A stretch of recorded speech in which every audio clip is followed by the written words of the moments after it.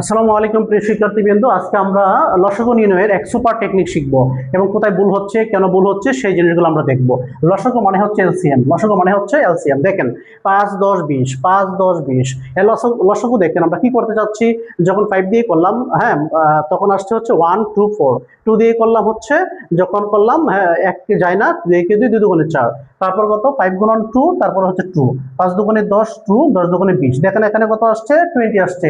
আর এখানে দেখেন আমি দুইটা সংখ্যাকে কিন্তু 10 দিয়ে ভাগ যাচ্ছে, 5 10 কে 10, 10 দুগুণে 20, আর যাচ্ছে না, তাহলে গুণ করে দেন। 10 5 2, 5 10 50, আর হচ্ছে 2 100। দেখেন দেখেন কি হচ্ছে এখানে, আপনি লসাগু করেছেন কিন্তু ভিন্ন রেজাল্ট 20 আর হচ্ছে 100।